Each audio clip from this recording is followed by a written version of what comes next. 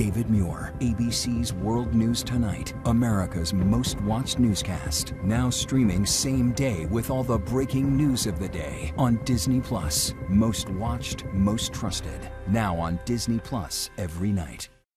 Breaking news as we come on the air. Growing nationwide protests following the deadly ICE shooting in Minneapolis. The rampage in Mississippi, multiple people killed at 3 separate locations, and the renewed urgent warning for Americans in Venezuela. First, protesters flooding the streets and cities across the country, anger boiling over as investigators pour through video from multiple angles of the moment an ICE agent shot and killed Renee Good in Minneapolis. Overnight, more than 24 people detained. Police declaring an unlawful assembly. Late details on the deadly mass shooting in Mississippi. 6 people killed at 3 separate locations, a child among the victims. And what we're now learning about the suspect who's been arrested.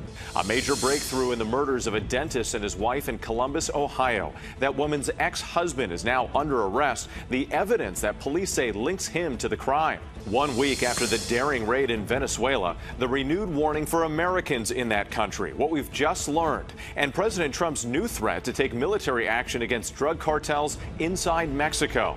The new spike in flu deaths, the CDC estimates more than 7,000 Americans have died this season. Growing unrest in Iran, thousands taking to the streets despite a crackdown by the Iranian regime. President Trump's new message of support to the people and his warning to the leaders of Iran. An arrest warrant issued for Timothy Busfield, the actor and director facing a charge of child abuse during the filming of a TV series. Mission cut short. A crew member dealing with a medical issue on the International Space Station. Tonight, what NASA is saying about when that crew will head home. News about the economy, what the White House wants to do about credit card interest rates. Just in tonight, the passing of one of the founding members of the Grateful Dead. From ABC News World Headquarters in New York, this is World News Tonight. Good evening. Thanks for joining us on this Saturday. I'm Whit Johnson. We begin tonight with tensions rising across the country. Protesters taking to the streets after 2 shootings by immigration officers. Thousands of people marched across Minneapolis today, denouncing the fatal shooting of Renee Good, a 37-year-old mother of 3, by an ICE agent. Protesters also gathering from Austin, Texas to Durham, North Carolina, and in Portland, Oregon, after a man and woman were shot by a Border Patrol officer. That couple accused of having ties to a notorious Venezuelan gang. The Trump administration staunchly defending the actions of the ICE agent in Minneapolis, as some Democrats are now calling for the impeachment of Homeland Security Secretary Kristi Noem. ABC's Morgan Norwood leads us off from Minneapolis. Tonight, from Philadelphia to Durham to New York and Minneapolis, demonstrators demanding justice following the deadly shooting of 37-year-old Renee Nicole Good, the mother of 3 shot and killed by an ICE agent in Minneapolis this week. We've been telling them to get out. They're not leaving. They are not wanted here. They are not making our community safer. New video showing the moments leading up to those fatal shots, now drawing intense scrutiny. That's fine, dude. I'm not mad at you. Reportedly captured on the cell phone camera of ICE agent Jonathan Ross, accused of shooting and killing her. You can see his masked face in the vehicle's reflection as he circles her maroon SUV. Then another agent yelling at Good, ordering her to get out of the vehicle. Out of the car. Get out of the car. Agent Ross moves to the front of the SUV as it moves forward. He fires 3 shots, including 1 through the windshield. Good's vehicle then crashing into a parked car. Witnesses outraged. Shame! Shame! What did the you guys do? You made a crime scene! You shot someone! The Trump administration insisting the agent acted in self-defense. I can believe that her death is a tragedy while also recognizing that it's a tragedy of her own making. But Minneapolis Mayor Jacob Frey pushing back on the government's narrative. We've got all 2 eyes, and I can see a person that is trying to leave. I can see an ICE agent that was not run over by a car. That didn't happen. And calling for ICE to leave the city immediately. We have been saying that if ICE keeps behaving the way that they are, that someone is either going to get seriously injured or killed. And tonight, the investigation itself now under a microscope, the FBI taking over the probe. Thursday, President Trump seemingly acknowledging that the agency is not sharing evidence with Minnesota state officials who are now seeking their own investigation. Well, normally I would, but they're crooked officials. The lack of access extending beyond state officials. Today, Representatives Ilhan Omar, Angie Craig, and Kelly Morrison say they were denied access to an ICE facility. What happened today is a blatant attempt to obstruct members of Congress from doing their oversight duties. As questions mount over transparency, tensions spilling into the streets. We do not believe that the federal agencies that are now taking hold of this investigation are going to do a good job. Though protests have been mostly peaceful, more than 24 people detained Friday night, police say, for unlawful assembly downtown after authorities moved to disperse the crowd. Thousands more gathering today. And with tonight, some lawmakers are calling for suspension of these ICE operations, these ICE raids, others pushing to defund the agency or impeach DHS Secretary Kristi Noem. Whit? All right, Morgan Norwood, we appreciate it. Next tonight, the breaking news, a deadly mass shooting in Mississippi near the Alabama border. 6 people killed at 3 separate locations, and overnight a 7-year-old girl is among the victims. What we've just learned about the suspect, now in custody. Here's ABC's Alex Presha. Tonight, authorities say that this man, Derek Moore, is behind one of the worst shootings in state history, leaving 6 people dead, including a 7-year-old girl. There's some cases just that they've got to get the worst punishment. The Clay County Sheriff says the suspect's trail of terror began just before 7 last night when the 24-year-old alleged gunman shot and killed his father, Glenn Moore, Uncle Willie Ed Guinness, and older brother Quentin Moore inside a home. Then he allegedly stole his brother's F-150 pickup, drove to another home, and forced himself inside, where they say he attempted a sexual battery with a handgun before killing a 7-year-old relative. He then allegedly drove to a third home, where they say he shot and killed 2 brothers, Barry and Samuel Bradley. Moore was later taken into custody without incident. This family, to lose this many family members, at one setting, it's just hard to imagine. So that's the reason I'm saying they definitely need our prayers. Wait, tonight authorities say that they are still searching for potential motive in what is now the deadliest mass shooting of 2026. Wait. All right, Alex Presha for us tonight. Just 1 week after the deadly strikes in Venezuela, tonight the State Department renewing calls for Americans to leave that country. And it comes as President Trump is now threatening to take military action against drug cartels inside Mexico. Here's ABC's senior White House correspondent, Selina Wang. Tonight, the U.S. renewing their calls for Americans to leave Venezuela immediately. Just 1 week after the dramatic nighttime raid capturing the country's president, Nicolas Maduro. The State Department alerting U.S. citizens to take precautions because of reports of groups of armed militias known as colectivos setting up roadblocks and searching vehicles for evidence of U.S. citizenship or support for the United States. Tensions running high on the streets of Venezuela this week as the government searches for anyone they believed helped the U.S. execute that raid. Reports of paramilitary groups vowing revenge and enforcing curfews in some neighborhoods.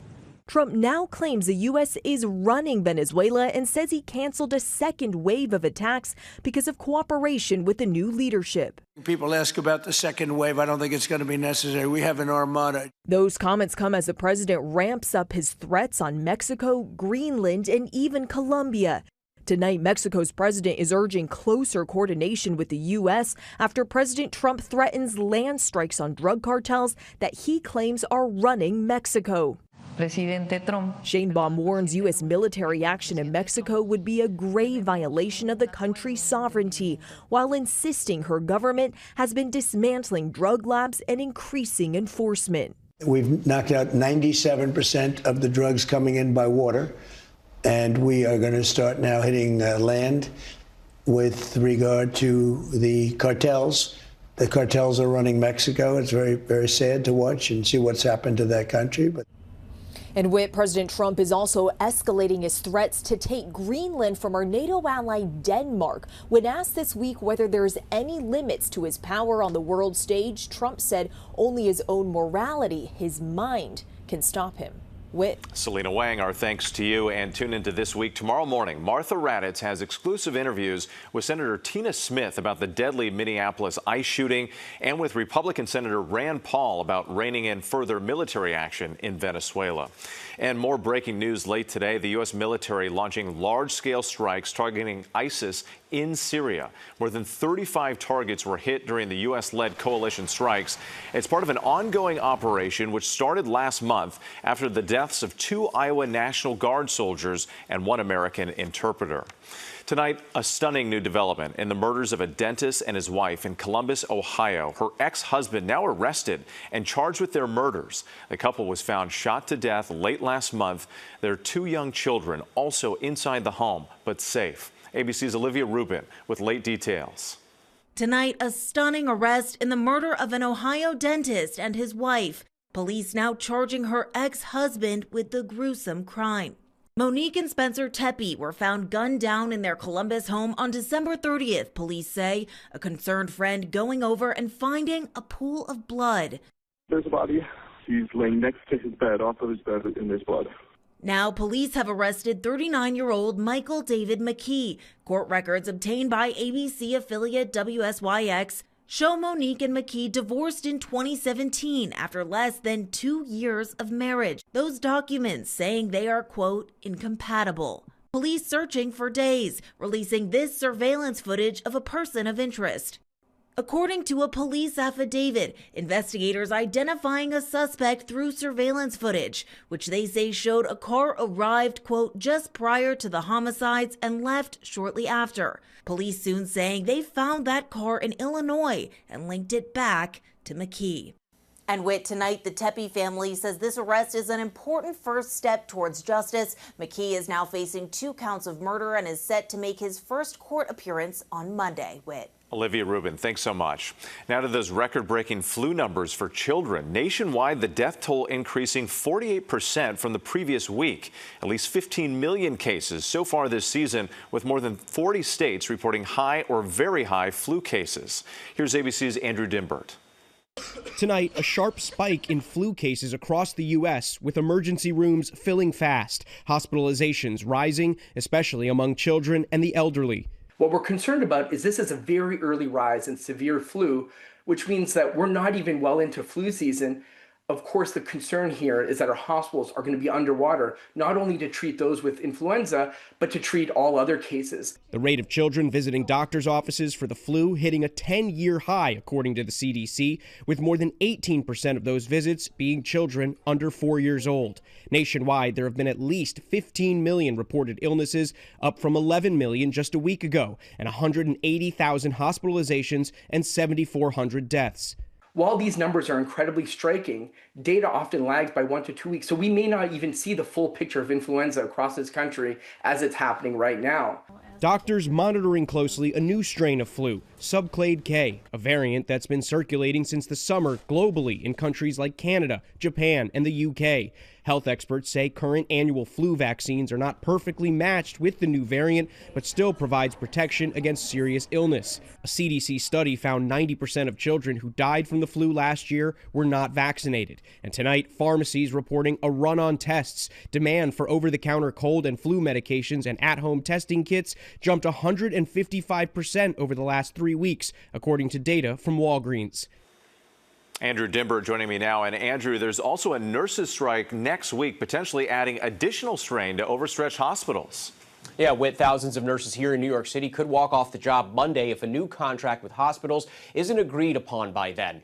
It would be one of the largest strikes, nursing strikes, in New York City history, and would come at a time when the virus is still circulating at high levels, according to state officials. Yeah, something to watch closely in the days ahead. Andrew, thanks. Overseas now to the growing unrest in Iran as the deadly protests nearing 2 weeks continue to spread. Demonstrators flooding the streets as the country's supreme leader threatens to expand the crackdown.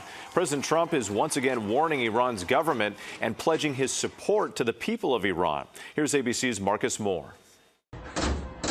Tonight, new images of the escalating violence gripping parts of Iran as tens of thousands flood the streets of Tehran and other cities calling for regime change. In this dramatic footage circulating online, a man with what appears to be a homemade flamethrower sets a motorcyclist on fire. They're only the latest images emerging of the chaos spreading in Iran.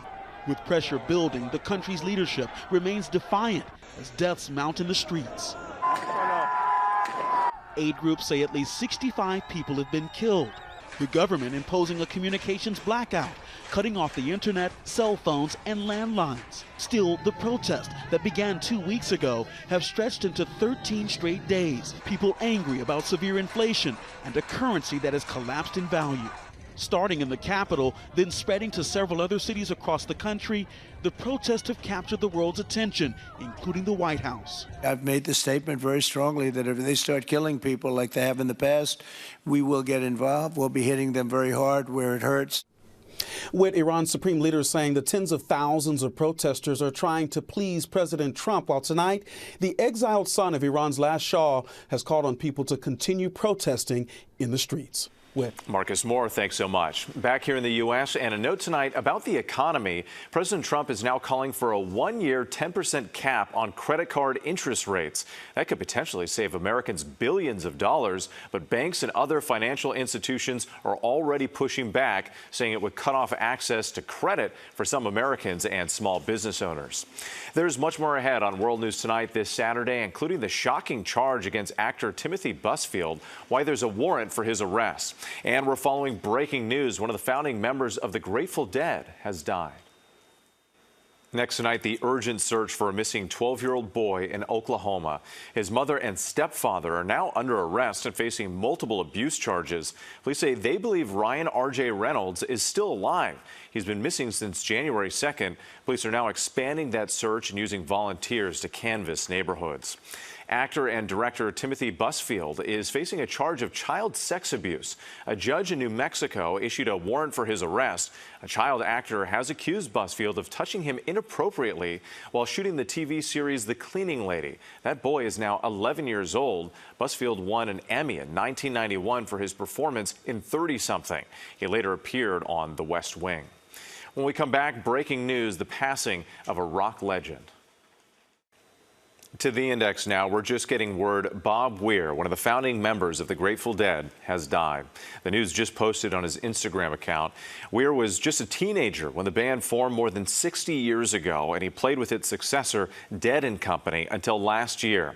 According to the post, he died of a lung condition after battling cancer. Bob Weir was 78 years old.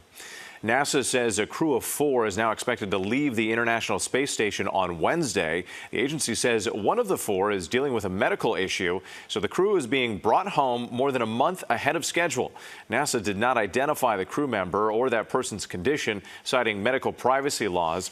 The SpaceX Dragon capsule is now expected to splash down in the Pacific early on Thursday. The college football championship is all set. Miami will take on Indiana. The undefeated Hoosiers earned their spot with a dominating 56-22 win over Oregon. Heisman Trophy winner Fernando Mendoza threw 5 touchdown passes in the win. Indiana advances to the championship game for the first time ever. You can watch them take on Miami on January 19th on ESPN. When we come back, David beats Goliath on the soccer pitch. Finally tonight, a remarkable day in English soccer, the Cinderella upset with a Hollywood flair. After blown leads, late goals, and extra time, it came down to penalty kicks. Wrexham, the international darling, advancing in the FA Cup, upsetting Nottingham Forest 4-3 on penalties after a 3-3 draw. Nottingham Forest is a Premier League team, the highest level in English soccer. Wrexham plays one tier below. Friday's win is the first time in 26 years Wrexham defeated a Premier League club in this tournament. Ryan Reynolds, who owns the club with actor Rob McElhenney, celebrating from the stands. Under the Hollywood duo's ownership, the club is enjoying massive success. To make a diamond, you have to have pressure. Their FX docuseries Welcome to Wrexham, launching the club into a global brand, boosting revenue and attracting better players. The Welsh team rising from non-league soccer to the cusp of the Premier League in just a few seasons. The win sends Wrexham into round 4 of the competition. Another dramatic upset and another chapter in the rise of Wrexham. And thanks so much for watching tonight. I'm Whit Johnson. Have a great night. David Muir, the most watched newscast in America. And now, ABC's World News Tonight has won the Emmy for Best Live News Program for the third year in a row.